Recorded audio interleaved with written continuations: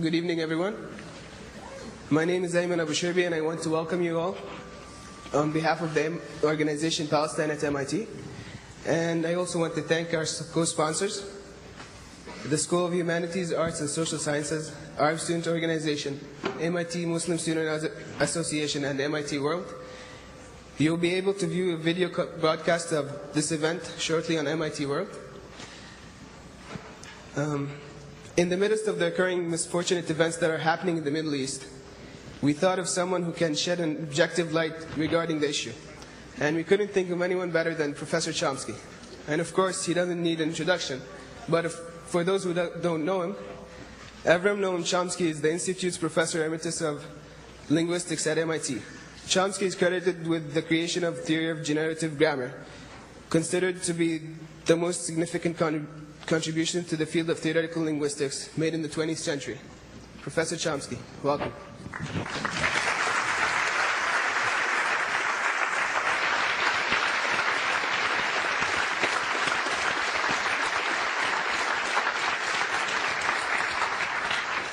Thanks.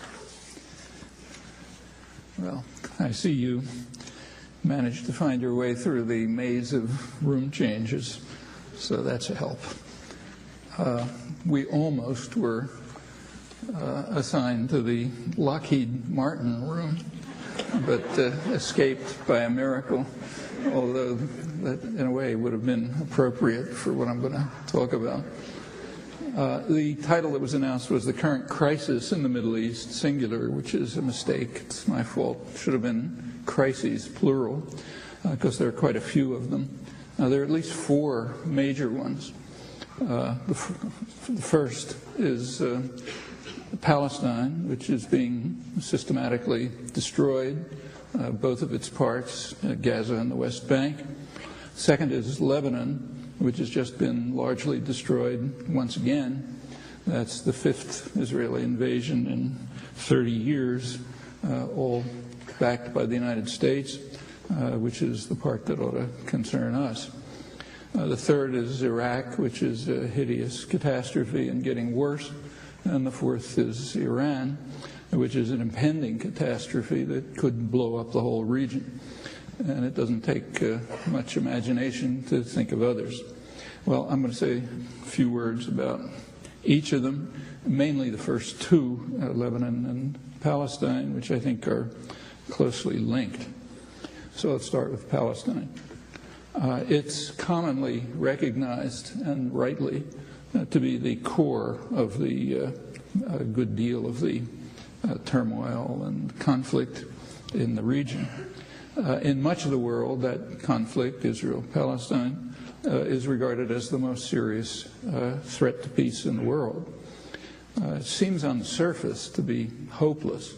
It's degenerating into something like tribal warfare with a familiar cycle of escalating violence, revenge, and fanaticism. It's not entirely false, but it's a highly misleading picture because there is a very reasonable solution which could lead to peace and security, maybe lay a basis for something more satisfactory for the people of the two peoples, both populations, and for the region. Furthermore, it's well known. It's also well known, or should be, why it's still only a hope, not a reality. The basic outlines of a solution were formally presented at the UN Security Council 30 years ago, in January 1976. That was a resolution backed by the major Arab states, most of the world, supported by the PLO, the Palestine Liberation Organization. It incorporated the wording, the basic essential wording of what everyone recognizes on all sides to be the core diplomatic document, UN 242 of November 1967, incorporated that wording, including recognition of the rights of all states in the region to live in peace and security within recognized borders. But it added something to UN 242. 242 said nothing about the Palestinians, except they're refugees and something ought to be done for them.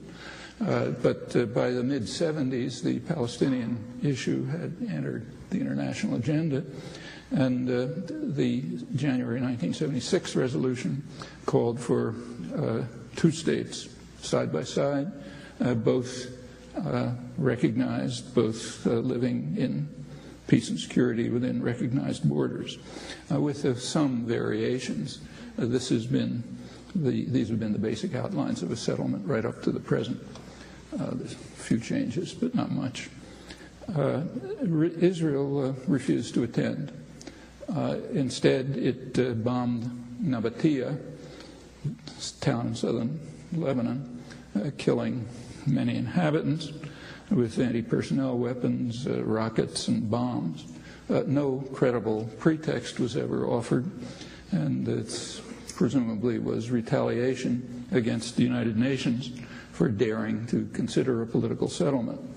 However, there was no need for Israeli concern. Big Brother stepped in, vetoed the resolution. That's first of several, another one in 1980. Since then, there's a host of General Assembly resolutions. I won't run through them. The votes are usually something like 150 to 2 or something like that, virtually annually. Nabatea was reduced to ruins last July.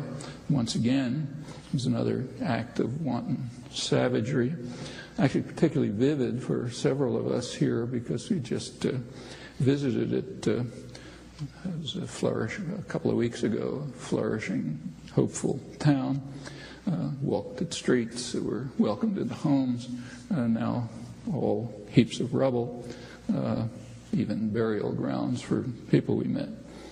The 1976 resolution was not only supported by the major Arab states, Arab confrontation states as they were called, Syria, Egypt, Jordan, but as I mentioned, they were also supported by the PLO, which denounced what it called the tyranny of the veto after the United States vetoed it. Israel's UN ambassador, Chaim Herzog, who was later president, denounced the resolution, claimed that it was written by the PLO, which is extremely unlikely. It was a bit paranoid, but the paranoia is understandable. Israel has been very deeply concerned about the prospect of the threat of peace for quite a long time, and for a very simple reason. Peace means the end of expansion, and it also grants rights to the indigenous population, recognizes their existence, and that's psychologically difficult for many people to accept. And it continues until today. One of Israel's most astute and informed commentators for a great many years, Uri Avneri, had an article about a week ago with the headline, "Help Peacemongers." It opened like this, and it sort of summarizes what's been going on for 30 years. It said, "In the corridors of power in Jerusalem, the cry is going up, 'Help, peace is upon you, Israel. A terrible enemy is conspiring to impose peace on us. He's advancing against us from two sides in a giant pincer movement. The one arm of the offensive is the Palestinian Unity Government that's about to be set up. The other is the decision of the Arab League to revive the Arab Peace Plan of 2002. He knows what he's talking about. This has been going on for years. In fact, 1976, which I mentioned, was not the first case. The first case, and a very important one, was 1971. In 1971, President Sadat of Egypt offered Israel a full peace treaty, almost exactly in the terms of official U.S. government policy at the time. Israel recognized it to be a genuine peace offer. The cabinet considered it and decided to reject it. It was a choice. So they preferred expansion to security. That would have meant security. It would have meant the end of the international conflict for all intents and purposes. Expansion at that time was primarily into the northeastern Sinai, where Israel had expelled thousands of farmers, driven them into the desert, destroyed towns, mosques, cemeteries, leveled the place in order to establish a new city, an all-Jewish city called Yamit, and a group of several kibbutzim and other settlements.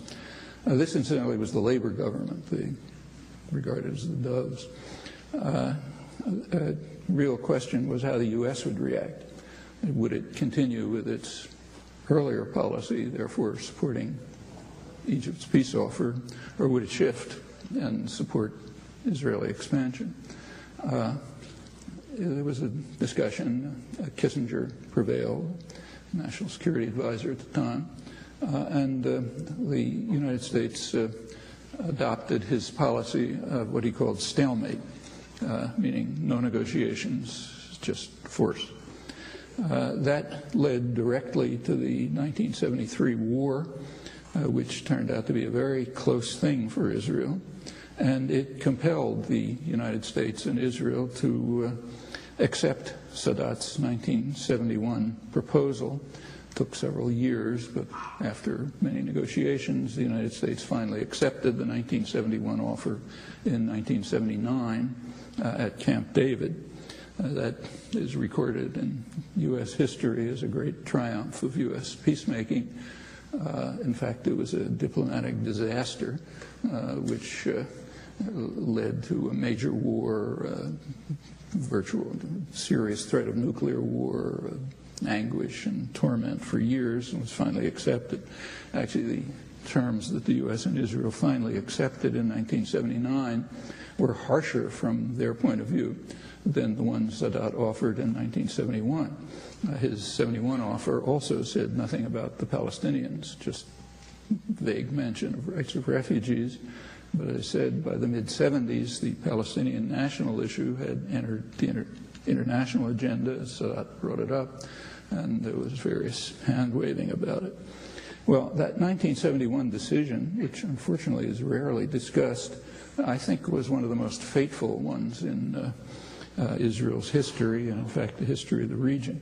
Israel and the United States had a clear choice. The choice was for Israel, one option was for Israel to integrate peacefully into the region. The alternative was to live by the sword, meaning in particular becoming a U.S. client state, because there's no other way for it to live by the sword. Israel chose the second option. As I mentioned, that almost led to its destruction in 1973, and it's proceeding in the same directions since, going right to the present. So take what happened this summer, the ongoing destruction of Palestine and the destruction of much of Lebanon before our eyes. Nobody seriously doubts that that's creating new generations of jihadis full of hatred, committed to revenge, with consequences that will apply to Israel and much more broadly, perhaps here as well. Well, Israel is by no means alone in assigning a low priority to security, preferring, in this case, expansion. Assigning a low priority to security in comparison with other aims is pretty standard state behavior. For example, it's standard for the Israel's superpower patron. Many, many examples. The most dramatic recent example is the invasion of Iraq. It was undertaken with the expectation by intelligence agencies and others that it would lead to an increase in terror and nuclear proliferation. The dynamics are understood. And it did, in fact, to a degree well beyond what had been anticipated. But there were other priorities, and increasing the risk of terror, maybe nuclear terror, maybe nuclear war, is just not a high priority for state managers. Many examples. History is replete with examples. This threat of peace has arisen, that Avneri talks about, has arisen constantly. Take 1982. That was the year of the worst U.S.-Israeli invasion of Lebanon. I call it U.S.-Israeli invasion because although the forces were Israeli, the arms are U.S. The United States provides the diplomatic support, vetoes resolutions to end the conflict, and so on. So that was the worst U.S.-Israeli invasion, and we understand the reasons. There's a pretty good record. Immediately after the invasion, Israel's leading scholar on Palestinians, a Hebrew University professor, Yehoshua Porat, who's incidentally no dove, explained in Israel's leading newspaper that Israel was facing what the government regarded as a veritable catastrophe, in his words. The veritable catastrophe was embarrassing PLO offers for negotiations, which were becoming harder and harder to evade.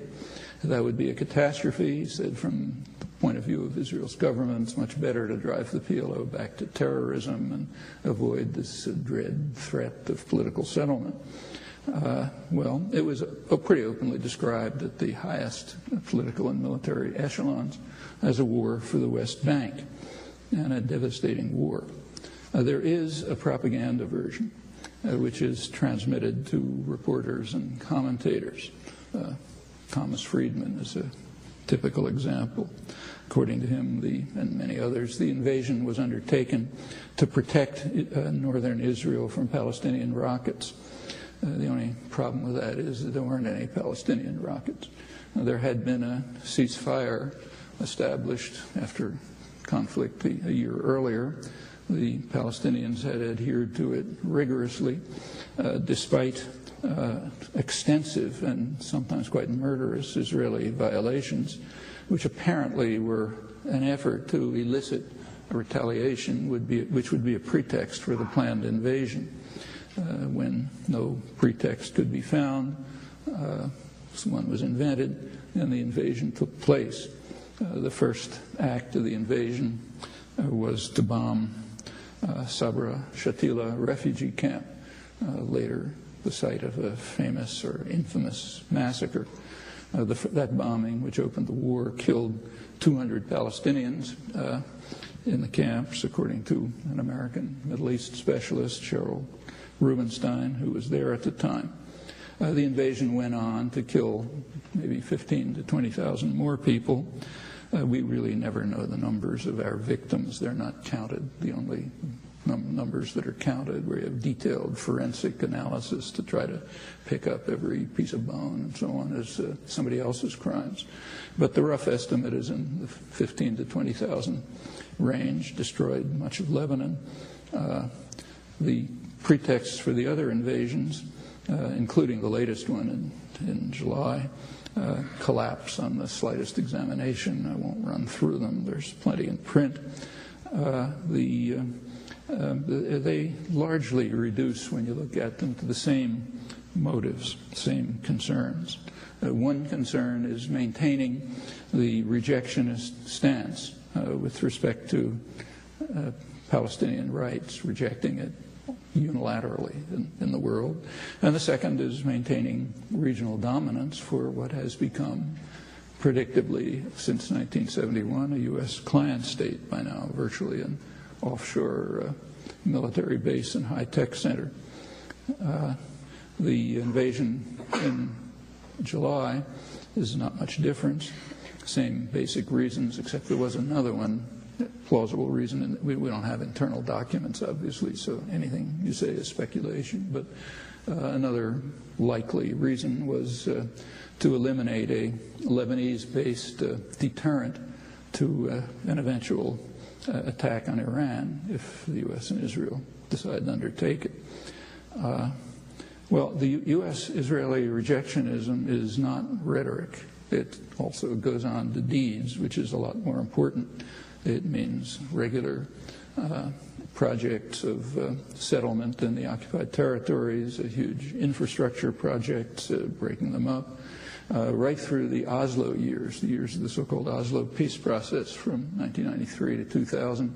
Settlement and infrastructure development continued steadily, steady pace all along. U.S. paid for it. Israel carried it out. The peak was Clinton's last year, 2000, also the last year of Prime Minister Barak. In that year, leading right up to the Camp David meetings, settlement increased, the pace of settlement increased by almost 50%, but it was steady. Then come Bush and Sharon, it's all accelerated. Today there's a euphemism for it, it's called convergence, and we're supposed to praise it as courageous withdrawal. Actually, the convergence program announced a couple of months ago is a program of annexation and dismemberment and imprisonment explicitly. It annexes valuable lands. Israel annexes valuable lands and the major resources, particularly water. The rest of the shrinking territories assigned to Palestinians are broken up, dismembered into virtually separated cantons, all of them virtually separated from whatever sliver of Jerusalem is to be left to Palestinians. It's the center of commercial, educational, cultural, political life. And it's all imprisoned because Israel's effectively annexing the Jordan Valley. You look at a map, it's imprisoned. And of course, airspace and any other access. All of this is fulfilling goals which were set out quite clearly in the early days of the occupation under the labor government.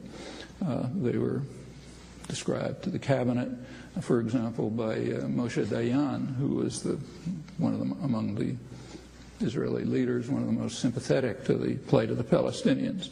His advice to the cabinet was that Israel should tell the Palestinians in the territories that we have no solution. You shall continue to live like dogs, and whoever wishes may leave, and we will see where this process leads.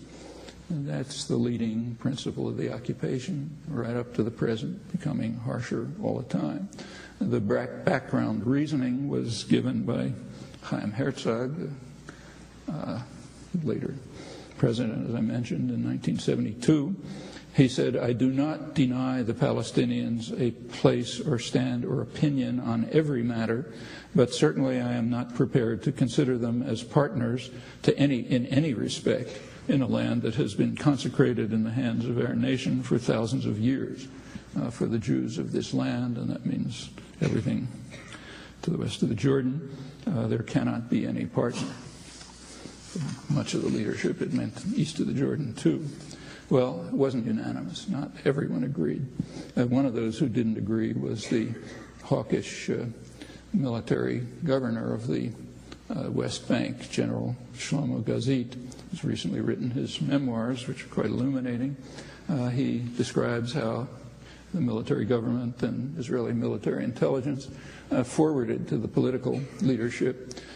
This remembers the dovish political leadership, kept forwarding to them proposals for some degree of local autonomy for Palestinians, for what are called notables, the wealthier sectors, the mayors, and so on, just some form of self-government. The Israeli government had no interest at all, didn't even respond, just rejected all such proposals. Their intent was full Israeli control, what Dayan called permanent rule over the territories and expansion into the Sinai at that time. Pretty much the same policies are carried out within Israel. So just 2 days ago, one of Israel's most outstanding journalists, Amir Haas, reviewed a new book by Israeli historian Hillel Cohen. It's based on recently released internal records. And it outlines, I'll quote a review, it outlines the official paradigm since 1948. Continued theft of lands, continued fragmentation and weakening of Arab society, and undermining the possibility of the Arabs developing an independent leadership. After 1967, same principles applied to the occupied territories, continuing with Haas. The paradigm is maximum weakening in every possible way of the Palestinian national collective so that it will not be able to realize its goal and establish a state worthy of the name. Policies included blocking education and social and economic development. It was all, she says, in the name of security, but not for its sake. And the record illustrates that very clearly. Apparently the internal documents spell out the planning. And the rejectionism is quite consistent, just to mention one other striking moment. In 1988, the Palestinian National Council formally accepted a two-state settlement on the international border. Before that, they had implicitly accepted it. And Israel had an immediate reaction. There was at the time a coalition government, Yitzhak Shamir and Shimon Peres, and they came out immediately with a plan stating that first point was that there cannot be an additional Palestinian state between Israel and Jordan. Presupposition is Jordan already is a Palestinian state, and they can't have a second one. Second position plank was that the fate of the territories will be decided in accord with the guidelines of the State of Israel. That proposal was immediately endorsed by George Bush #1 and James Baker, as Secretary of State. It was called the Baker Plan in December 1989, which simply endorsed without comment the Israeli program. That's the most extreme anti-Palestinian position that has formally been accepted by any U.S. government. Bush #1 is considered too critical of Israel, standard view. And most of this is under the rug, but it's there. And this goes on. In fact, to be precise, there has been one break. 1 week in Taba, in Egypt, in 2001, there was a week when Israeli and Palestinian negotiators came together, pursuing a peace plan. In their final session, after a week, they had a press conference in which they said if they had a little more time, they thought they could iron out the details and reach an agreement pretty much along the lines of the international consensus. Well, they didn't have any more time. Israel, Prime Minister Barak canceled the meetings early, and that's the end of that. But that's the one real break in 30 years of U.S.-Israeli rejectionism. After that, negotiations continued, what are called Track 2 negotiations, non-official negotiations with high-level negotiators. That continued, finally led to the Geneva Accord, which is released in December 2002, was welcomed by almost the entire world, Arab states, PLO. Israel rejected it outright.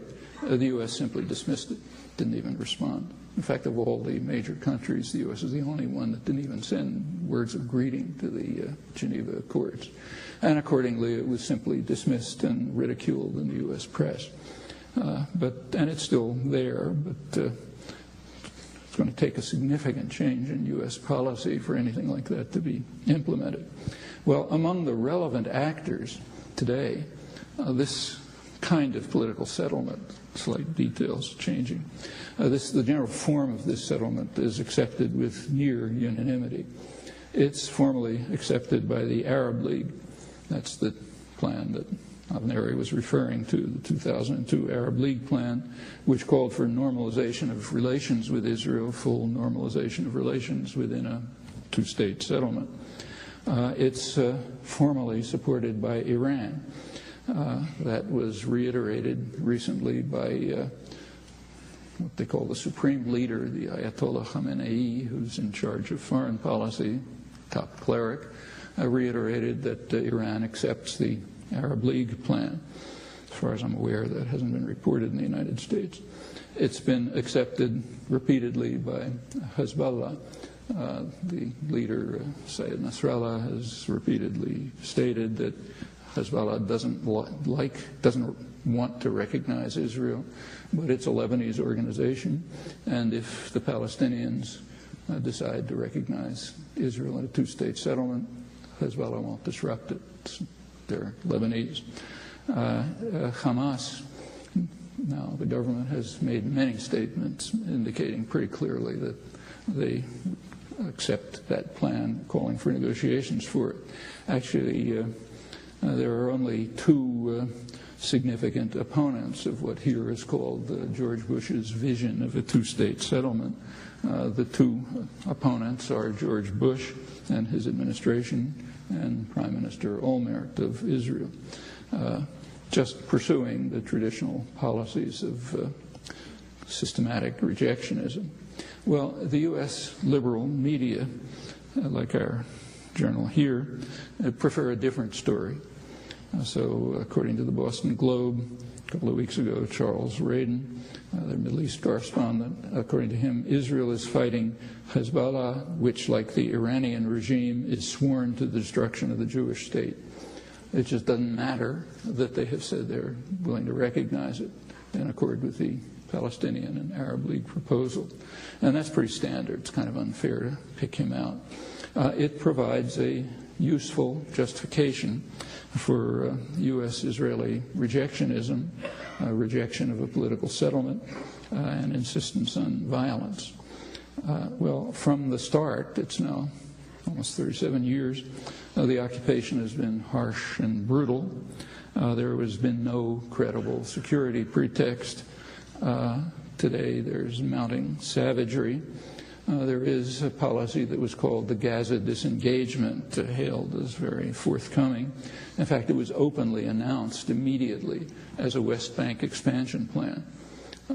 Sane Israeli hawks and U.S. hawks understood that after Gaza had been reduced to being virtually unlivable after decades of occupation, it didn't make any sense at all to keep a few thousand Israeli settlers there, protected by a large part of the IDF, the Israeli army, taking over, I think it was about a third or so of the most valuable land and major resources, primarily water. That's pointless. Makes a lot more sense to transfer them over to the other occupied territories, mainly West Bank, also Golan Heights.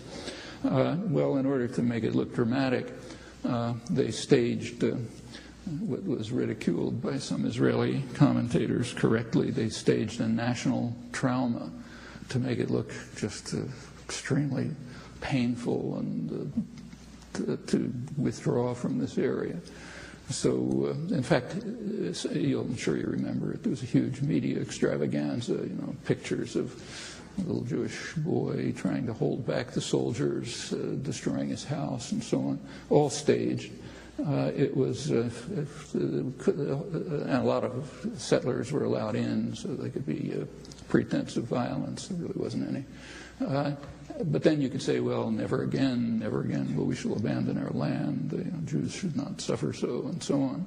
The withdrawal could have been done perfectly quietly. All that was necessary was for Israel to announce, the withdrawal was on August 15th, just to announce that on August 1st, the IDF, the army, will withdraw.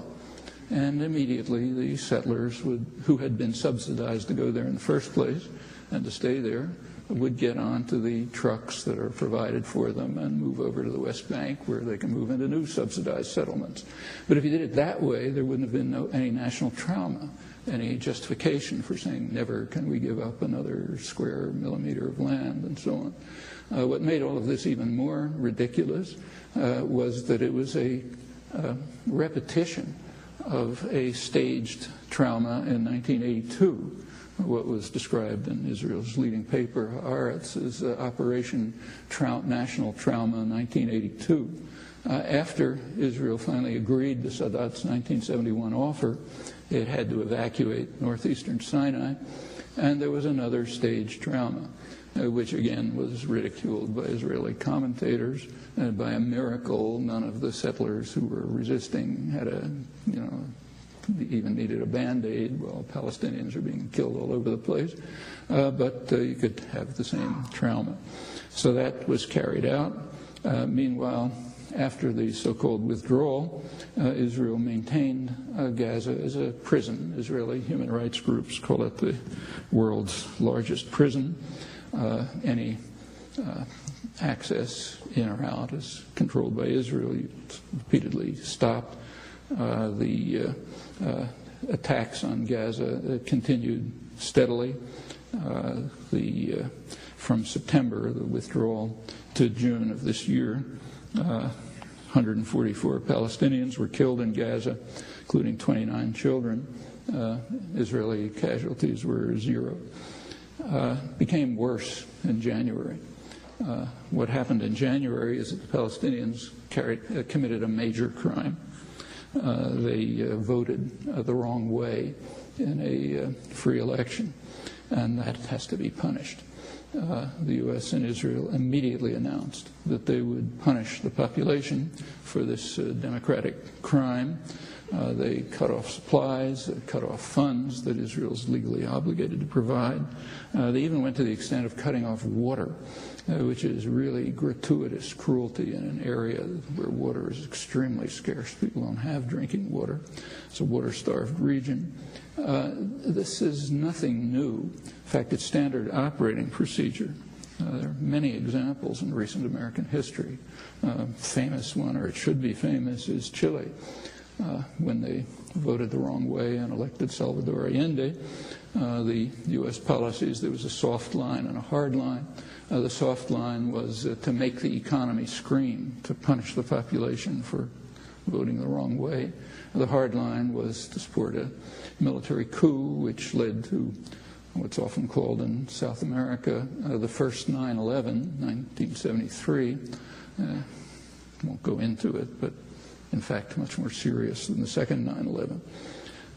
Well, that's what you do when people commit democratic crimes. And it's another sign, there are many other examples, and it's another sign of the almost visceral hatred of democracy, functioning democracy on the part of the Bush administration, but in fact, elite opinion pretty generally. This goes back a long time. Democracy is fine under a particular definition. Democracy is fine if it comes down to do what we say or else. And the or else can be pretty brutal.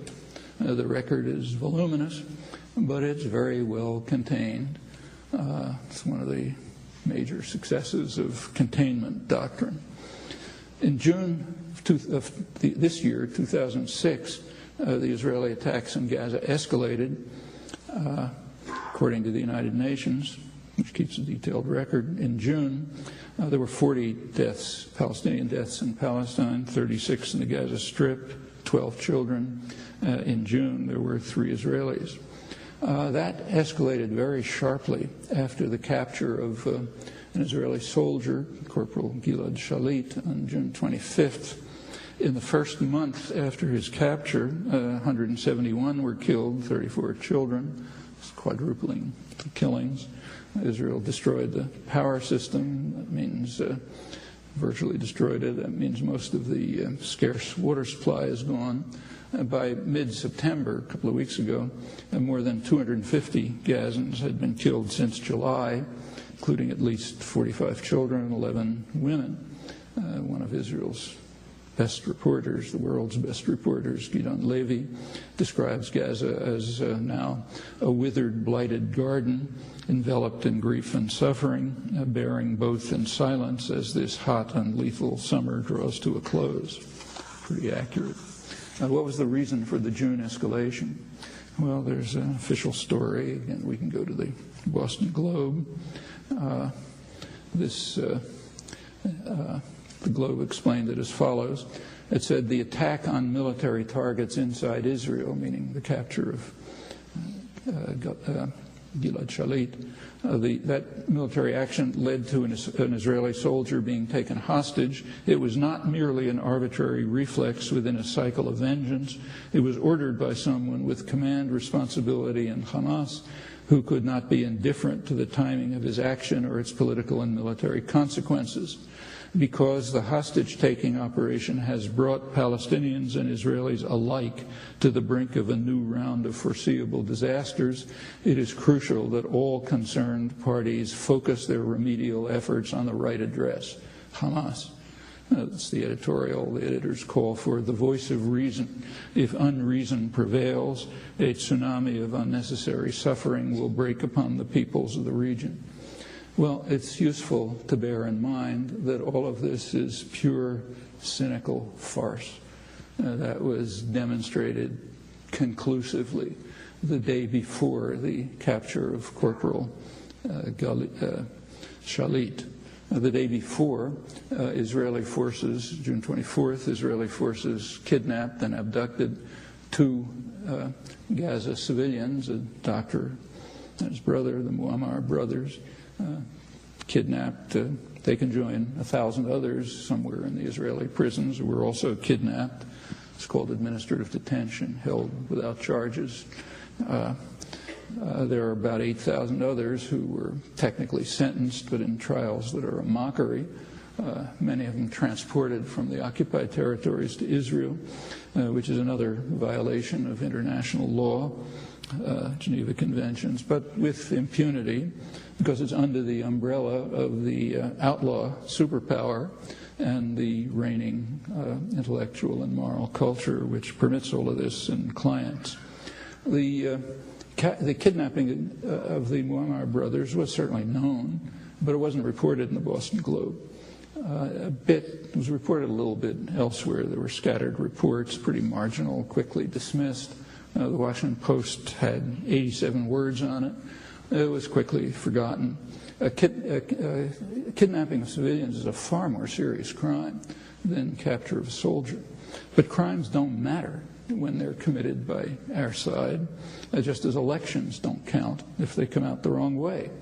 Now, recall that I'm not quoting the redneck barbarians. I'm quoting the voice of the educated liberal elite in the Athens of America, as it's self-designated. Well, that's Gaza. West Bank is much the same.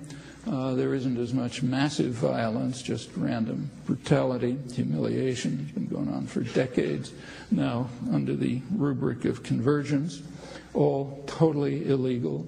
The World Court determined that they were ruling on the separation wall, now the annexation wall, determined that it's totally illegal, unanimous. Even the U.S. Justice, who signed a separate declaration, declared any part of the wall built for defense of Israeli settlements, he said, is de facto in violation of international law. But it's backed by the global ruler, so therefore it's called moderate. And if you read the press and commentary, Prime Minister Olmert of Israel is praised for his courageous withdrawal plan, to translate to English his vicious and criminal annexation, dismemberment, and imprisonment plan, designed with U.S. aid to drive the final nails into the coffin of Palestinian national rights. Well, Olmert explains soulfully that he just has to do it. The reason is there's no Palestinian partner. Hamas, the governing party, doesn't qualify, nor did its predecessor. It's true that Hamas observed a year-and-a-half truce, despite regular Israeli atrocities, and it called for a semi-permanent truce during negotiations for a 2-state settlement. But that's not enough. Hamas has to first satisfy 3 interesting conditions. First, it has to recognize Israel. Second, it has to renounce violence. And third, it has to accept prior agreements. Well, let's just imagine we had media and journals in the United States. What would they point out? Do Israel and the United States recognize Palestine? Do they renounce violence? Bad joke, of course not. But conditions are for the weak, not for the strong. That's a fundamental doctrinal principle. What about accepting prior agreements? Well, the New York Times editors delivered a stern lecture on this to Hamas. They instructed Hamas that they must agree to the 2002 Arab League peace plan, quoting it now, quoting the Times, since that is an admission ticket to the real world, a necessary rite of passage in the progression from a lawless opposition to a lawful government. Like others, the Times editors omitted a minor fact, namely the U.S. and Israel forcefully reject this proposal, and they are alone in doing so among the relevant actors. I can go on, but time's tight, so the other conditions are even more ludicrous. Well, that's Bush's vision, his famous vision, now being implemented as annexation, dismemberment, and imprisonment in the West Bank, imprisonment and destruction in the other half of Palestine. Hebrew University sociologist Baruch Kimmerling describes it as politicide, the destruction of a nation. That is something we don't see very often. And in fact, we don't see now either because we're carrying it out. So therefore, it's invisible. Well, that's the first crisis. The second crisis, Lebanon. On July 12th, Hezbollah captured 2 Israeli soldiers. That set off a fierce U.S.-Israeli attack and killed maybe 1,200 or 1,300 people, destroyed much of the country, aimed at infrastructure and at the population. The organization Doctors Without Borders, its spokesman reported that it had to use taxis because ambulances were being specifically targeted. Even the U.S. press did provide some fraction of the hideous story. It was actually much worse. There is now a ceasefire. The U.S. delayed the ceasefire as long as it could to permit maximal carnage, but the killings are going to continue despite the ceasefire without a shot being fired. Particularly in the last 3 days of the offensive, after the ceasefire had been announced, but before it was implemented, went into force. In those last 3 days, the IDF saturated southern Lebanon with over 1 million cluster bombs. These are extremely lethal anti-personnel weapons. About a third of them, roughly, don't explode on contact. They explode if you pick them up or hit them with a rake. Either that's incredibly bad quality control, or the intention is to render areas uninhabitable. The death toll right now is reported at about 4 a day. If a little child picks one of these things up, thinks it's a ball, his head's blown off. Patrick Coburn in the British press, excellent reporter, reports that Lebanon's farmers are caught in a deadly dilemma to risk the harvest or to leave the produce on which they depend to rot in the fields. Israeli artillery officers, who are now being quoted pretty extensively in the Hebrew press, estimated that the IDF fired 160,000 shells during the recent war. And by comparison, in the 1973 war with Egypt and Syria, that was a major war, the IDF fired less than 100,000 shells. Soldiers quoted in the Israeli press said their orders were, in the last 3 days, to fire everything they had, to destroy everything they could, to turn the region into a free fire zone. Didn't even know what they were shooting about, just like the master. So take Cambodia. In Henry Kissinger's immortal words, the orders to the Air Force were to hit anything, to send anything that flies against anything that moves. I don't know of such an explicit call for genocide in the archives of any state, but it passes unnoticed here. On July 13th, Israeli rockets hit a fuel storage tank at the main power station in Lebanon. And 2 days later, they returned, hitting the tank again, but destroying the concrete and earth barrier that's designed to prevent spilled oil from spilling into the Mediterranean. And there was a huge oil spill, the largest ever in the eastern Mediterranean. It's destroyed the coastline all the way up to Syria. It may reach Cyprus and Greece. It avoids Israel because of the way currents flow. Many of you, I'm sure, read Science magazine, the AAAS journal. Its latest issue says that the 15,000 tons have washed ashore, a small proportion of it. They reveal high concentration of cancer-causing aromatic hydrocarbons. Much has sunk below the surface, posing further risks to food chain and difficulties for cleanup. The environmental minister of Lebanon stated that A highly poisonous cloud has spread over a third of the country, an area that's home to half of its people from the fire that burned for 12 days. It has high levels of poisonous lead and mercury, highly dangerous PCBs. Continuing with him, not only have we been breathing this for a month, but all the agricultural produce has been subjected to it. Even worse, all of these poisons will come down with the rain. Some will seep through the soil and give us a polluted water table. Then in a couple of years, every single citizen in Lebanon will definitely be subjected to poisonous matter in his drinking water. He expected more Lebanese to die from the pollution than the 1,200 or 1,300 overwhelmingly civilians who were killed in the war. It's a bigger disaster even than the war itself. Notice that all of this is purposeful. You don't miss in targets like that. Well, what's the reason for the savagery of the U.S.-Israeli assault? And you should make no doubt about it, the blood is on our hands. There's a standard explanation, like the globes. Hezbollah committed an intolerable act of aggression by capturing the soldiers. And again, this is pure, cynical farce. For decades, Israel has been kidnapping Lebanese civilians in Lebanese territory, on the high seas, in transit from Cyprus to Lebanon, holding them for years, some decades, sometimes holding them as hostages, sometimes in secret prison torture chambers. Also known, no secret about this, but not reported in the United States. And of course, no one has ever called for an invasion of Israel in retaliation. So it's all farce, a complete farce. What about the Israeli withdrawal from Lebanon?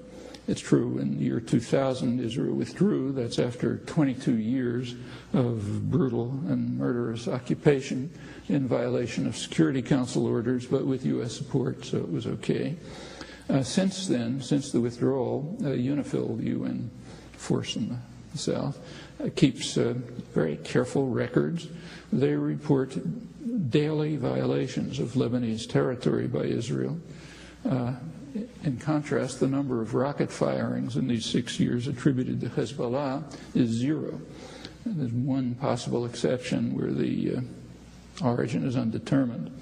Well, if the world were ruled by justice, not force, the expanded UNIFIL force that we're all reading about would be not in southern Lebanon, but in northern Israel, or maybe in Washington, or in Boston. Well, there's a lot more to say about this, but I'll put it aside, and let's turn to the third crisis, Iraq. I don't have to describe the incredible catastrophe for Iraqis. We've read enough about that. What should the U.S. do at this point? Well, there are some principles. One principle is that invading armies have no rights whatsoever. They have only obligations and responsibilities. The first obligation is to pay massive reparations for the crime of aggression, the supreme international crime, according to the Nuremberg judgments, which encompasses all the evil that follows. And a second obligation would be to put on trial the people responsible for the supreme international crime. Well, that's the first. The second major obligation is to observe the will of the victims. That's a primary obligation of an invading force. And we know pretty well what that will is. There are regular U.S.-run polls taken in Iraq. The most recent one released said that a couple of months ago that 87% of Iraqis, it includes Kurds incidentally, 87% of the population wants a concrete timetable for withdrawal. That was the wording. Tony Blair and George Bush immediately announced that it would not happen. We will, as Bush put it at the UN 2 days ago, we will not abandon you in your struggle to build a free nation, meaning we will not accept the will of 87% of the population that we set a firm timetable for withdrawal. Doesn't really matter what 87% of the population want. It's another toothpick to add to the mountain of evidence demonstrating the visceral hatred for democracy. There's a technical name for it in Western commentary. It's called Democracy Promotion or Visions of Democracy and so on. There's a great deal of discussion going on about withdrawal plans. Almost invariably, I have yet to find an exception, evading the main issue. The U.S., for the United States, for U.S. planners, a sovereign Iraq would be a complete nightmare. Simply consider its likely policies. A sovereign, moderately democratic Iraq has a Shiite majority. First thing they would do, the fact doing it already, is to improve relations with Shiite Iran next door. Majority of the clerics that come from there, one of the major militias in the south was trained there. They may not love Iran, but they'd much prefer friendly relations than hostility with their major neighbor. It's already happening. Right across the border in Saudi Arabia, there happens to be a Shiite majority. And as Iran has even tentative moves towards sovereignty, it increases pressures there for some kind of at least minimal human rights. They're under vicious repression from the U.S.-backed tyranny, but also some sort of autonomy. You can see what might develop. I'm sure Washington planners are having nightmares about it. What might develop is a loose Shiite alliance, southern Iraq, Iran, neighboring areas of Saudi Arabia, and that happens to be where most of Saudi oil is. So that alliance would control most of the world's energy, independent of Washington. An unspeakable nightmare, which could get a lot worse. Europe is intimidated when the U.S. shakes its fist and backs off.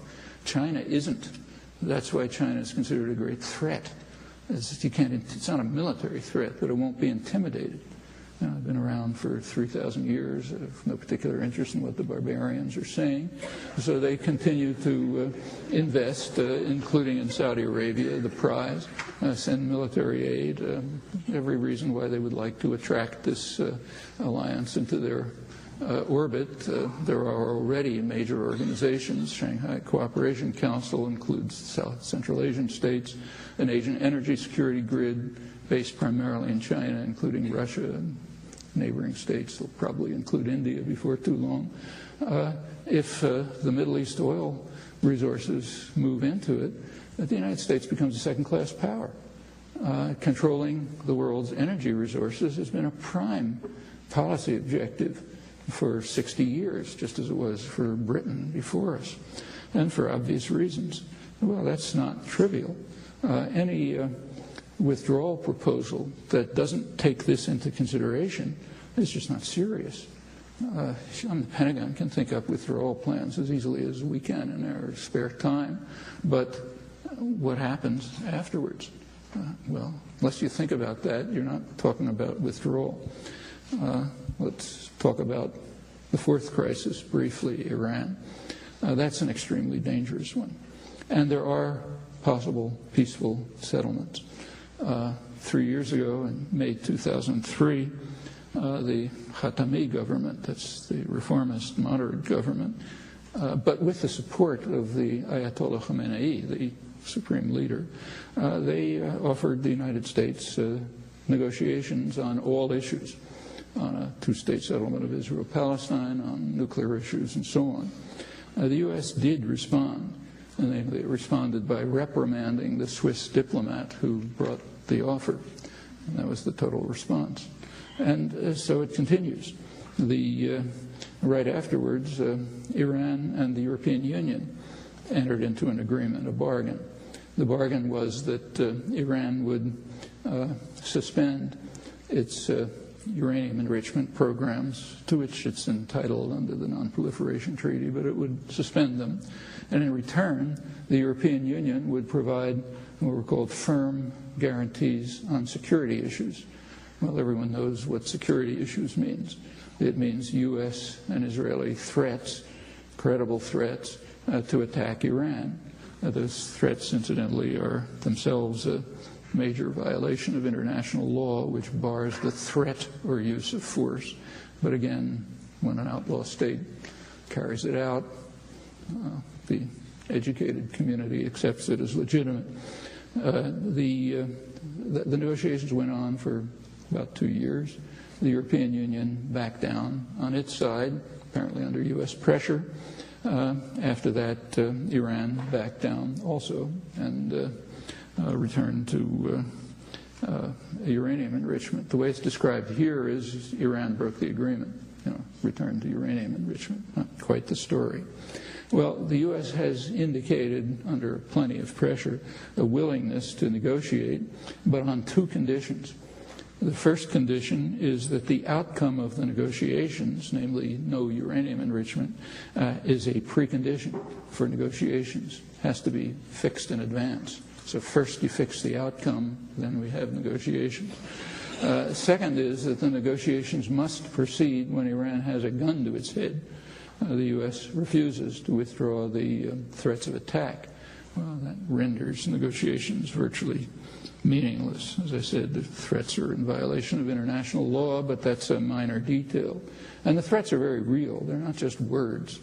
The last couple of years, the United States has sent to Israel over 100 advanced F-16s produced by our generous benefactor in the next room. These are publicly advertised as capable of bombing Iran and returning. Israel already has air and armored forces that, believe it or not, are larger and technologically more advanced than any NATO power outside the United States. But this is a supplement aimed specifically and publicly at Iran. Germany has just sent to Israel submarines equipped to carry nuclear-tipped missiles. The purpose of that is well known. The purpose is to strengthen Israel's second strike capacity, and those of you who play strategic analysis games know that that means undermining any potential Iranian deterrent to an attack. These actions and threats have 2 immediate effects, which are well understood. The first effect is to harm Iranian reformers, democratic reformers, who are complaining bitterly about it. The most well-known of them, Shirin Ebadi, 2003 Nobel Prize laureate, has written that the threat of regime change by military force, reserved as an option by some in the Western world, polite reference to the United States, that threat endangers nearly all the efforts democracy-minded Iranians have made in these recent years. The threat of military force gives the system a pretext to crack down on its legitimate opposition and undermines the nascent civil society that is slowly taking shape here. It means Iranians overlook their resentment of the regime and move behind their unpopular leaders out of defensive nationalism. I can think of no scenario more alarming, no internal shift more dangerous than that engendered by the West, U.S., imagining that it can bring democracy to Iran through either military might or the fomentation of violent rebellion. And her position has been forcefully reiterated by other leading Iranian reformers and dissidents, and the reasons are clear. The second consequence of the U.S. stance is that it deters efforts to reach a political settlement, which might well be possible. Well, opposition to an attack in Iran is even greater than opposition to the Iraq War, where it incidentally was overwhelming worldwide. The international Gallup polls found practically no country where support was greater than 10%. Current polls reveal, pretty surprisingly, that in the neighboring states, Iran's neighbors, that is Turkey, Saudi Arabia, and Pakistan, the public prefers a nuclear-armed Iran to any U.S. military action. And even in Europe, which is the part of the world that's most supportive of Washington, the U.S. is considered the major threat to world peace, ranking far above Iran or any other country listed in the polls, which includes China, Russia, and North Korea. The U.S. military presence in Iraq is ranked as a greater threat than Iranian nuclear weapons.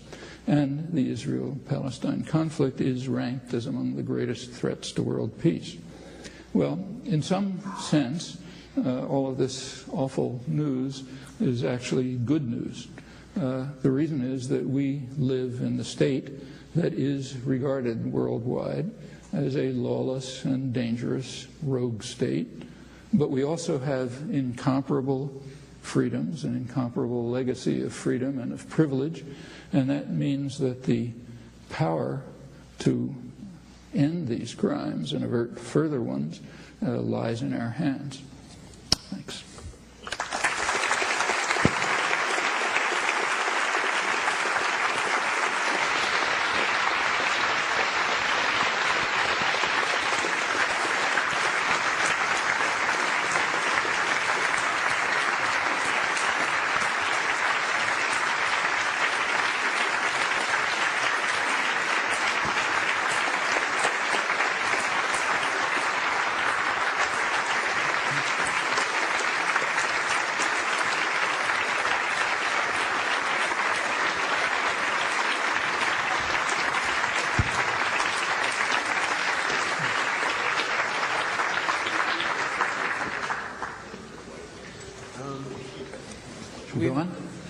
We have 2 microphones over here.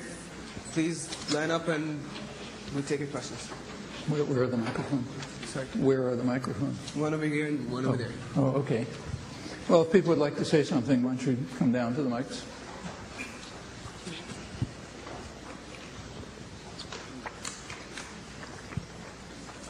Okay. Just alternate. Hi.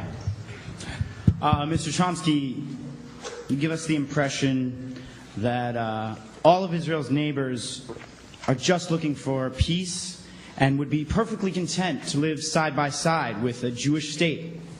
But isn't the real cause of this conflict Arab rejection of a Jewish state entirely? And isn't that evidenced by the following 3 brief facts? That in 1948, the day after Israel declared its independence, 5 Arab armies declared war on Israel. For a long time after that, a common Arab saying was, "We will not accept a Jewish state even if it is the size of a postage stamp." And in 2000, after the failures of Camp David, whoever's fault they were, after failures of negotiation, instead of trying to reach out more, Arafat launched the second intifada, killing hundreds of innocent Israelis. Well, let me repeat the facts, which Israeli and U.S. propaganda don't like to accept. The Palestinians formally accepted a 2-state settlement decades ago. The Arab states proposed it at the United Nations in 1976. The Arab League formally accepted not only a 2-state settlement, but normalization of relations with Israel. That's accepted by Iran. It's accepted by Hezbollah. Hamas accepts it. That's the situation for the past 30 years. Arafat launched, to go through your 3 points, remind me if I miss one, to say that Arafat launched the Intifada is just propaganda. Arafat didn't stop it, but there's no evidence they launched it. It's true that the Intifada began after the collapse of Camp David, but you have to add to that that the Camp David proposals, the U.S.-Israeli proposals, were totally unacceptable. They were rejected by all Arabs. They were rejected by Abbas, America's favorite, and Clinton himself recognized that they were totally unacceptable. In fact, a couple of months later, the negotiations broke down in the summer. A couple of months later, Clinton announced his famous parameters in December. They were somewhat vague, but more forthcoming than the impossible Camp David proposals, as Clinton recognized were unacceptable.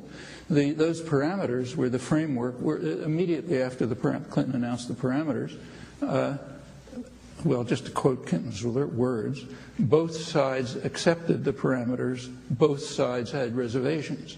They then met in Taba, Egypt, to deal with the reservations, with the consequence I mentioned. They came very close to agreement. It was called off by Israel. That's the situation. The first point in 1948, by now there's a huge literature on this. I mean, to get to the first comment you made is that the Arab states would not be content to live with a Jewish state there. That's correct. They certainly wouldn't be content. Frankly, I wouldn't be content. And as a Zionist youth leader in the 1940s, I was part of the Zionist movement that was strongly opposed to a Jewish state, just as we'd be opposed to a Christian state or an Islamic state and so on. Why aren't you railing about all of the Islamic states? I do all the Middle time. East? I mean, very bitterly, in much harsher terms. Really? Because I don't hear a lot of that because you argument from you. If you read the stuff that comes out of the ADL, you won't read it. If you read what I write, you find it all the time. In fact, I just said it today. You heard me say it today. I condemn the brutal tyranny in Saudi Arabia, which is the oldest and most valued U.S. ally, the most extreme fundamentalist state in the world, and the rest of them too. You didn't hear it, but it's there. So yes, they certainly wouldn't be content with it, nor should any of us, in my opinion, but nor should Israelis. The state is designated by the High Court, the Supreme Court, as the state of the Jewish people in Israel and the diaspora, not the state of its citizens. So it's your state and my state, but not the state of its citizens. I don't think we should accept that any more than we should accept an Islamic state or a Christian state in the United States. And it's not just symbolism. I won't go through the details, but it's a lot. So certainly they wouldn't be content with it. But they've accepted it.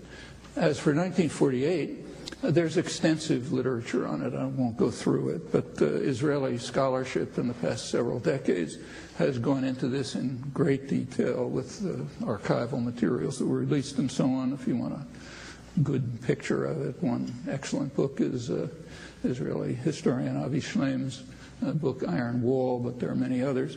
What happened was, of course, neither side, right after the UN General Assembly recommendation in November 47, a civil war broke out. This kind of, I won't go through the details, but in May 1948, Israel did declare a state, and yes, by that time, it had already driven out about 300,000 Palestinians and expanded into the designated Palestinian state. At that point, states of the Arab armies entered, but they were extremely weak. The only serious army was the Transjordan Legion under British control, which basically kept out of the fighting. And their concerns were, it appears, primarily to counter Britain. This was a period of anti-colonial uprising, and they were concerned with Jordan, Transjordan, and became Jordan, which is a British outpost. And part of the reason for their entry was apparently to counter the ambitions of King Abdullah of Jordan and the British behind him. Remember, they were British colonies, virtually. And there was fighting, and it wasn't a joke. For about 10 days, it was serious. Then Czech arms came in, Eastern European arms, and the outcome to Israel, and the outcome was certain. But the first 10 days were kind of touch and go. But the fighting took place almost entirely in the designated Palestinian state. The outcome of the fighting was a partition of the designated Palestinian state between Jordan and Israel, virtually in half.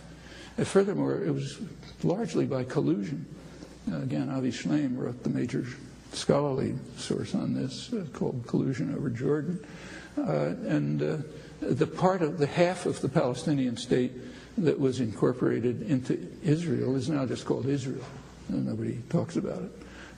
The half that was administered by Jordan is called the West Bank. That's what happened in 1948. As to the rest, you can find plenty of outrageous statements by anyone you like on all sides, and plenty of actions. But the fact is, the crucial fact is, that clearly and explicitly in 1971, the major Arab military force by far, Egypt, offered a full peace treaty. I've already been through that. And now we have 35 years of U.S.-Israeli rejectionism. Okay, those are the core facts.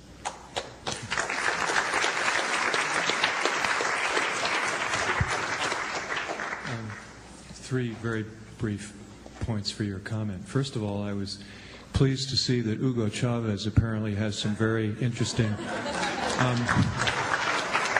reading tastes, and I just wondered if you had a sort of personal interlude, if you had any response you'd like to share to his comments yesterday at the UN.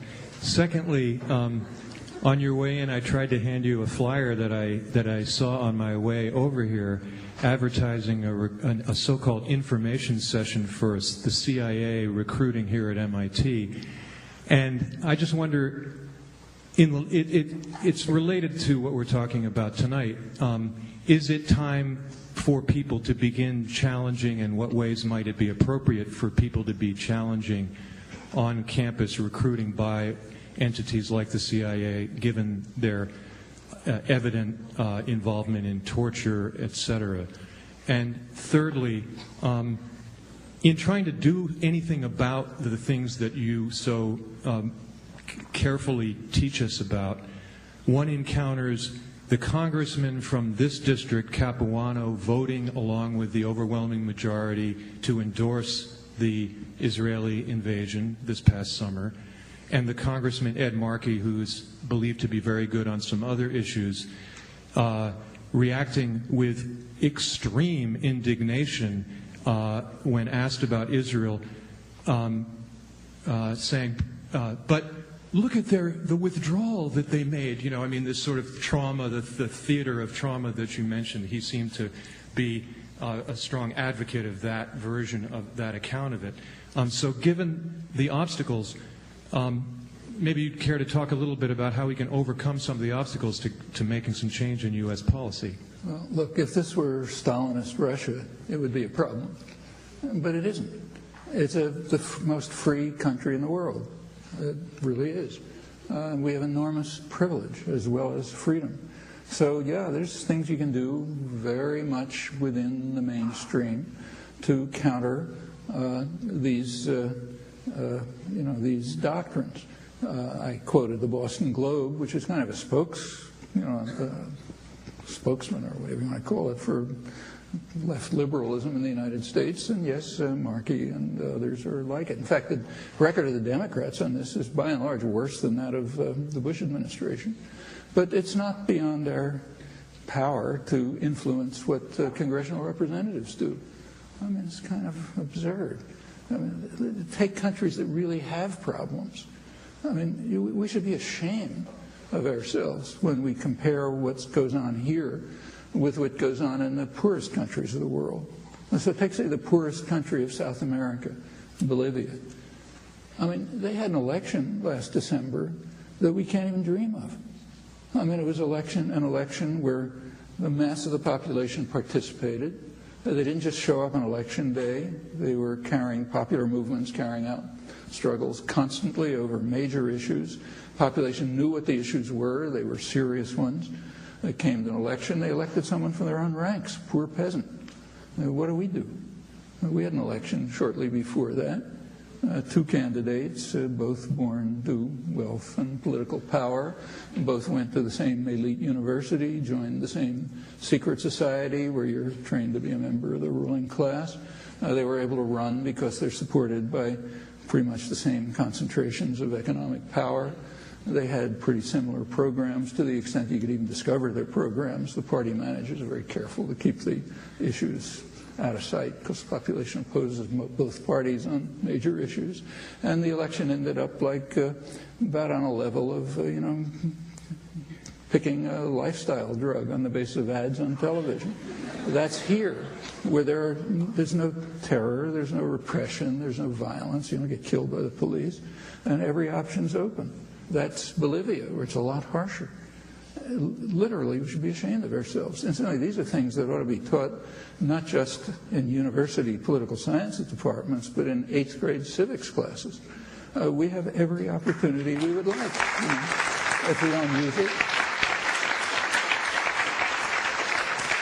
if we don't use them, nobody to blame but ourselves. The opportunities are certainly there. We're not Bolivian peasants, and they do it. And the same in much of the world. And pretty much the same goes for the second question about the first one, actually, about the CIA. First of all, it's not a new issue. This was a very live issue in the early 1960s at MIT. Up to the early 1960s, The political science department was publicly, openly funded by the CIA. Nobody was trying to conceal it. By then, it was getting a little embarrassing, so it goes on some other way, I don't know how. But it's not public. But right through the 60s, there were substantial protests about CIA and other military recruitment on campus. And in fact, it went off campus, it went across the street. And if it's drifting back on, well, same point. If you don't like it, there's plenty we can do about it, and there's plenty of precedents for it. First, I would like to thank Professor Chomsky for his enlightening insights. I have kind of a couple of questions to you. First one is, in the 40s, 50s, maybe 60s, the Zionist cause was perceived as some kind of a progressive cause. I'm sorry, I didn't. I'm saying Say it again. In the 1940s, 50s, and 60s in Europe, the Zionist cause was perceived to be some kind of a progressive cause, and that's one of the, at least perceived by the European left, and that's one of the reasons why the West, especially Europe, lent its support behind Israel. Right now in Europe, the Palestinian cause is the progressive cause in the sense, or I'm saying perceived by European left, in the sense of perceiving Palestinian cause as a cause of national liberation, as a cause of fighting Israeli ethnic and racial segregation, comparable to the apartheid model of South Africa. And also in the same token, Palestinian struggle fighting against the militarism, fascist, imperialist, expansionist pretensions of Israel, etc., etc. Unfortunately, this is not the case in the United States, where the American left, if there is an American left, which doesn't really consider the Palestinian cause as a progressive cause. My question, plain and simple, when will this happen and how will it happen in the United States? Well, that's my first question. Yeah. Would you like to answer? Yeah. Well, just to look at the history a little bit, it's unfortunate but true that through the 40s, 50s, and 60s, there wasn't a Palestinian cause. There should have been, but there wasn't. And there's a reason for that. There had been a Palestinian revolt in 1936 to 39, a popular revolt against the British. It was a British colony. And it was put down violently by the British with, the Jewish community. There was no Israel. The Jewish settlement, the Yishuv, it was called, cooperated, of course. And it was devastating to the Palestinian society. It was a largely, semi-feudal, mostly peasant, middle-class urban society. It wasn't organized for warfare. And they struggled for it, but they were crushed. And they were just in no position to do much. Then came 48. They couldn't deal with it. They were fighting a major army. And crushed even more, and most of them dispersed. And in the 50s and the 60s, it was dispersed communities. That's why in 1967, the major document, UN 242, barely even mentions the Palestinians. It has a couple of phrases about refugees. That was the Palestinian cause. In the 70s, it changed. That's why the change took place that you described. By the 1970s, the Palestinian issue did enter the international agenda. That's why you had the 1976 resolution vetoed by the U.S. and a whole pile of others. And it isn't just the European left, it's most of the world. It's not the American left that's not part of it, it's the United States that's not part of it. The United States has almost unilaterally barred this. It's headed the rejectionist camp. It's all kind of reasons for it. My own interpretation, which I've written about, is that what happened in 1960, the U.S. didn't have a close relationship with Israel until 1967. It didn't amount to, there was some, but didn't amount to much. 1967 is the year in which the U.S.-Israel relationship really firmed up. And there was a reason. In 1967, there was a struggle going on in the Arab world between the radical fundamentalist camp, of which Saudi Arabia is the main part, and a secular nationalist Arab movement, which Nasser was the main part. In fact, Saudi Arabia and Nasser of Egypt. Saudi Arabia and Egypt were, in fact, fighting a proxy war at that point in the Yemen. Well, the U.S. was lined up with Islamic fundamentalists, as it's been throughout most of the this whole period since the Second World War. It's been lined up with radical Islamic fundamentalists against secular nationalism. That's not only Saudi Arabia, it's also the origins of Hamas. I mean, Israel, which agrees with the U.S. on this, was supporting radical Islamic fundamentalists in the occupied territories against the secular PLO.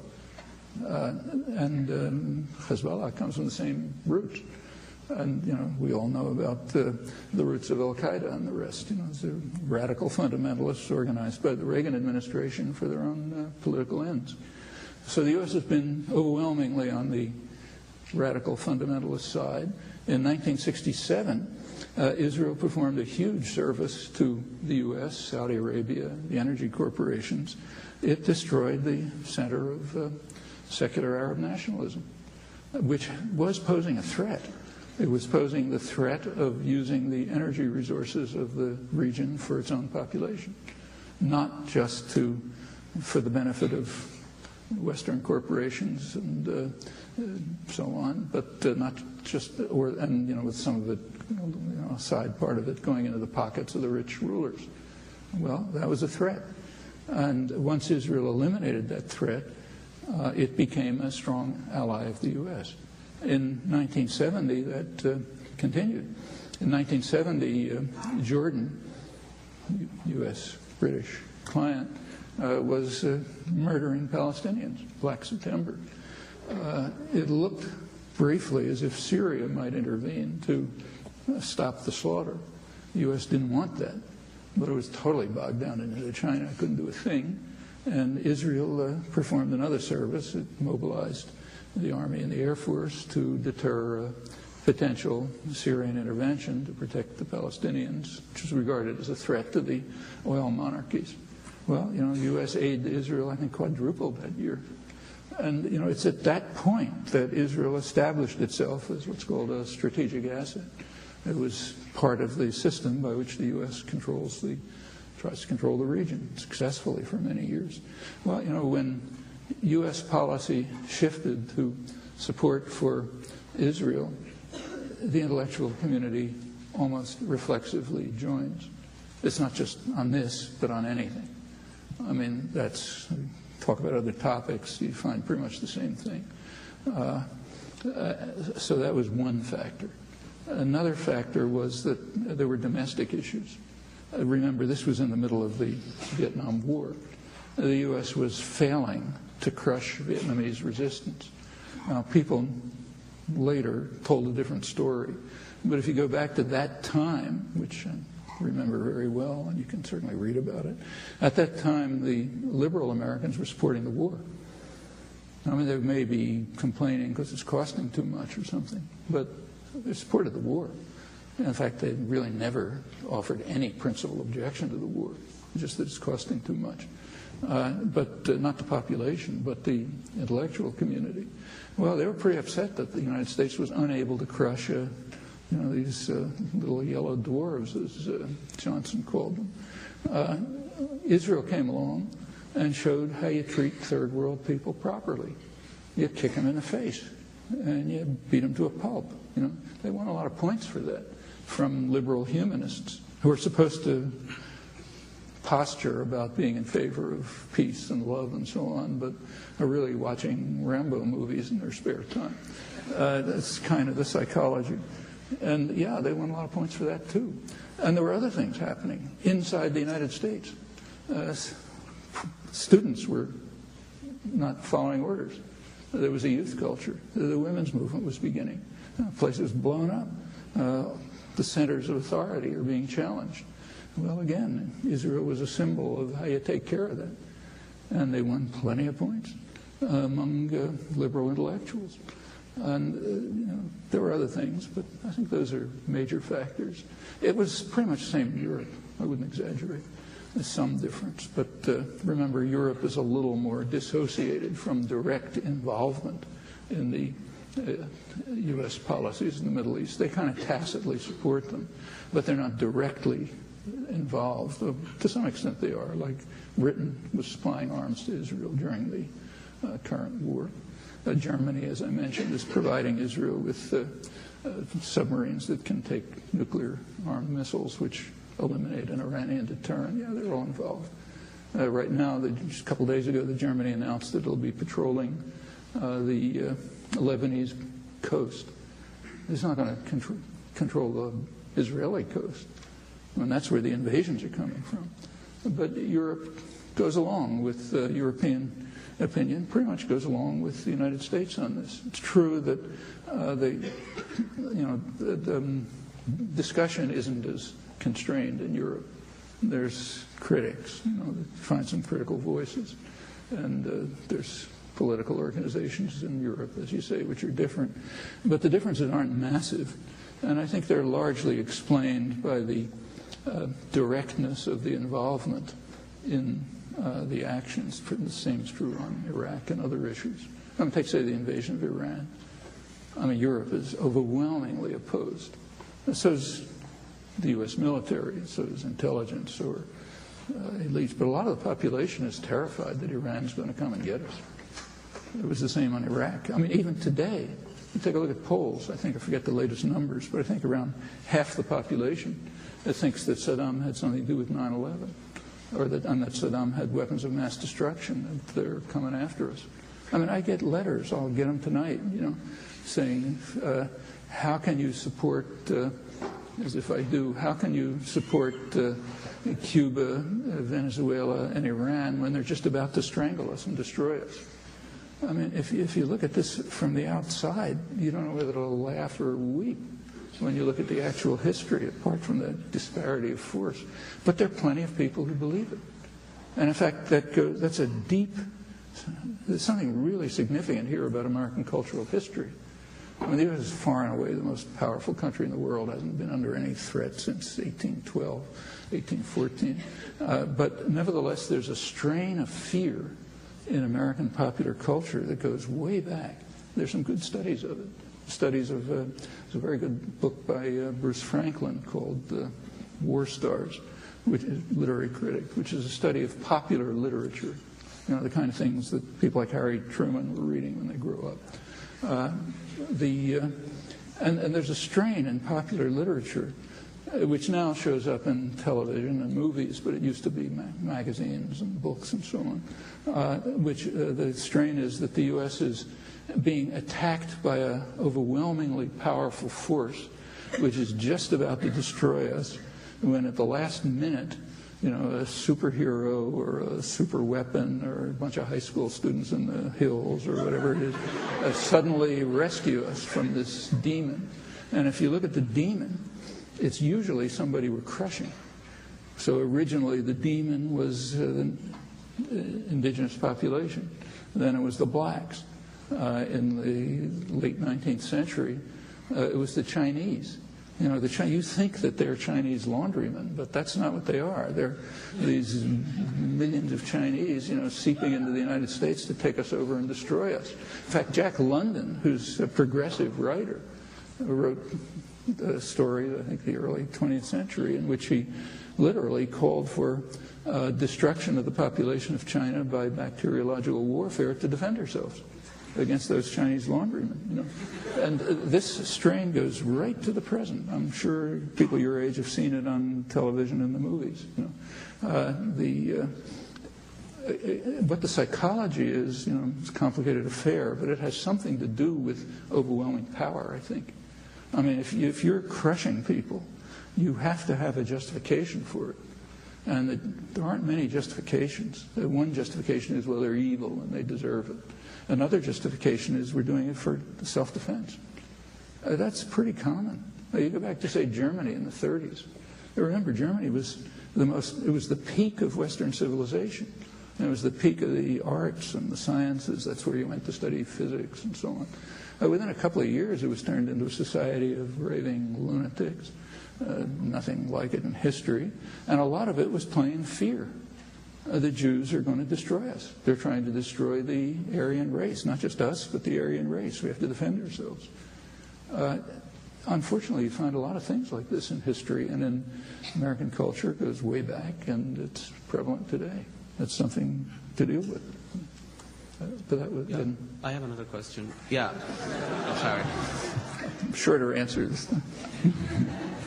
Okay, my other question is quite broader than the Middle East. And it's quite, I'm trying to address here Dr. Chomsky, the leftist anarchist thinker.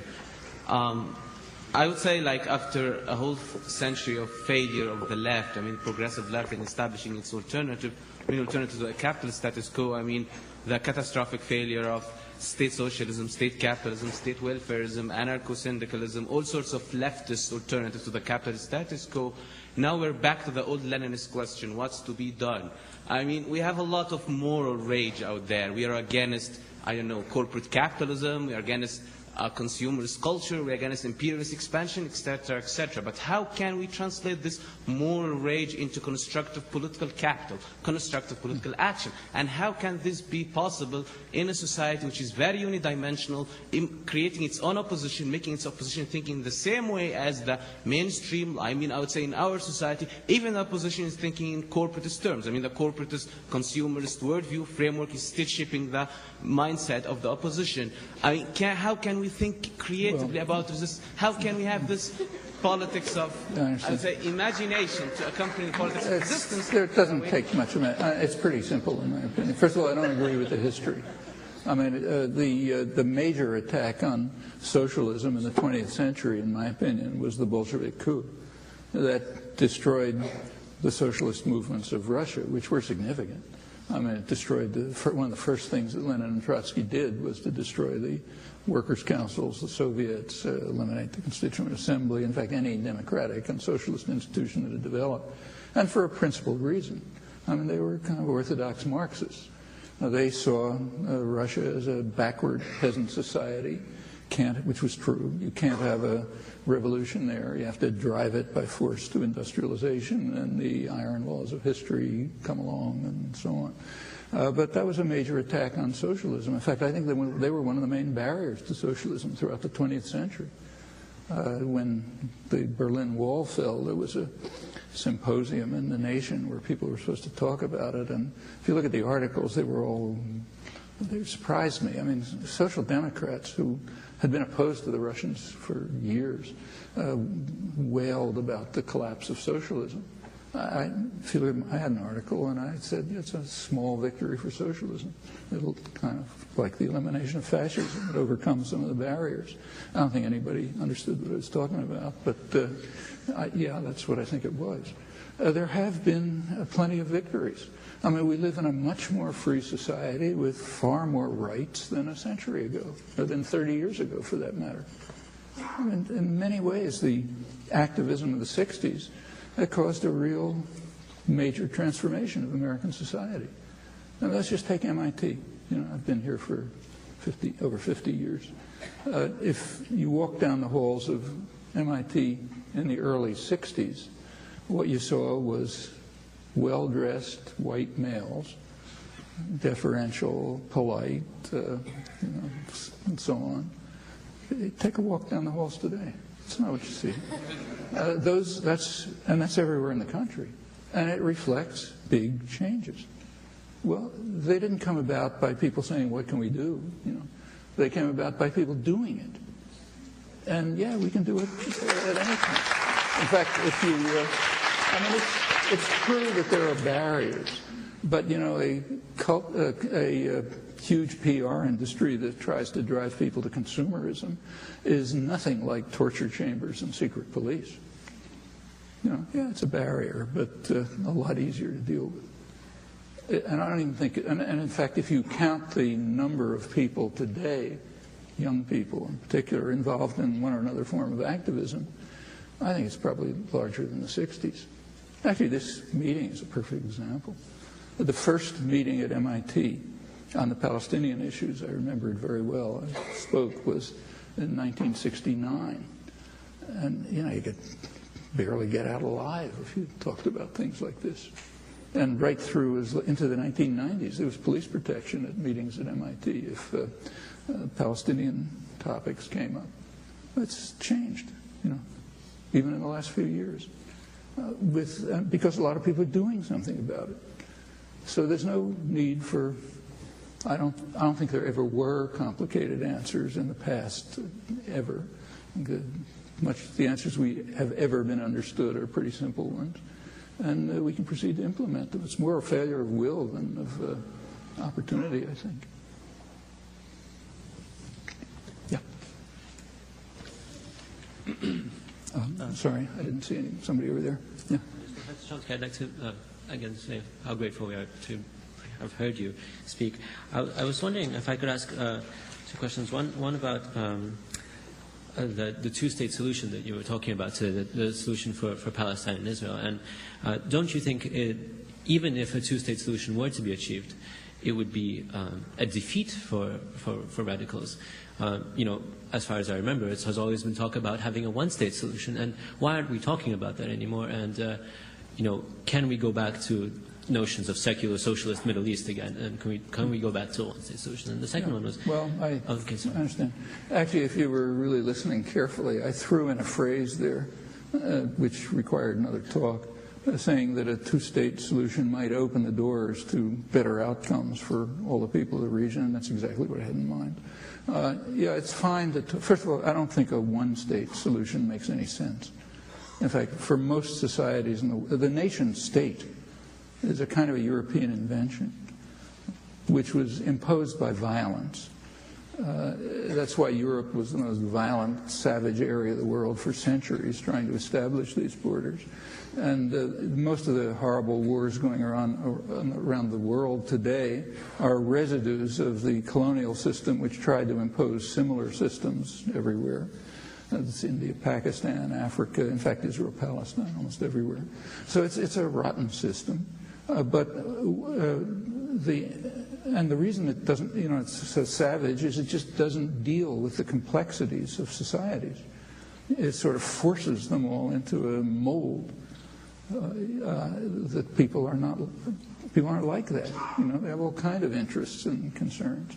The Levant, the Eastern Mediterranean region, it's particularly true there. It's a very complex mosaic of different societies, ethnic groups, religious groups, class conflicts, all sorts of things.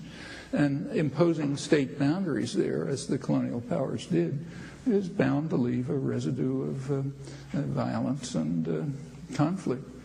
So I don't think the right long-term goal is a one-state solution. It sort of works in the United States, but there's a reason for that.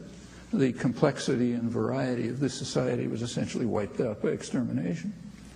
So yeah, if you wipe out the indigenous societies and you bring in a lot of Anglo-Saxon, what are called Anglo-Saxon, they aren't, of course, immigrants, then yeah, you get a fairly homogeneous society.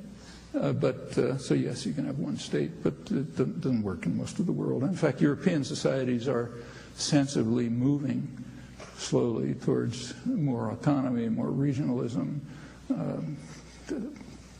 revival of local cultures, and so on, which are kind of multinational societies, not necessarily national. There's other groups too.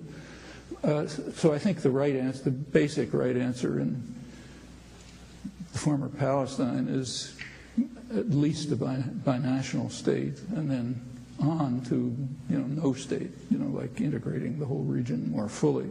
But it has to come in stages.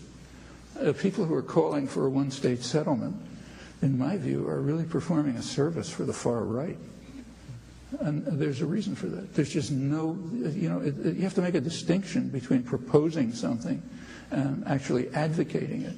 Okay, like we can propose that everybody should live in peace and love. Okay, I proposed it.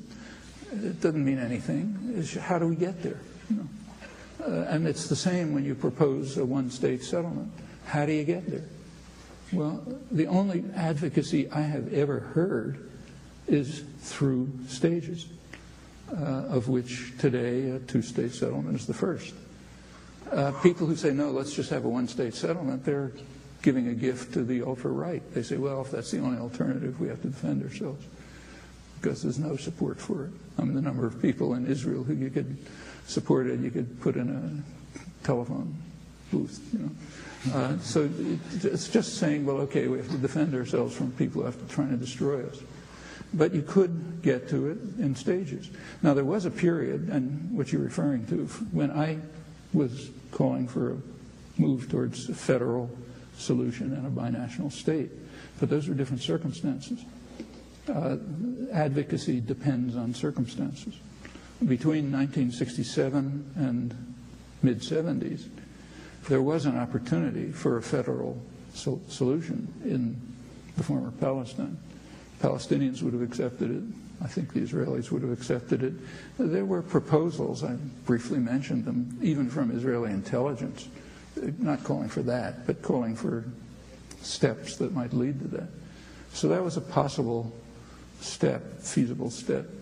And that could lead to binationalism. It could lead to lessening tensions, and you can go on from there. However, it was strongly opposed by all sides, bitterly opposed by all sides, so it didn't get anywhere. And after the 73 war, the opportunity was lost. And by the time the Palestinian national issue had been formulated by Palestinians and on the international agenda, I just don't see any first step other than a two-state settlement. So if you, and this is generalizes, if you want to advocate something, whatever it is, nuclear disarmament, environmental issues, whatever, advocacy requires paying attention to existing circumstances and asking, what can we do next? You know, yeah, you can have long-term visions which maybe guide your decisions, but you can't just propose the long-term solutions. That doesn't mean anything. Thank you. Sorry, Professor Chomsky, if I could quickly ask, just very briefly, you mentioned about the possibilities that are open to us, and they do exist.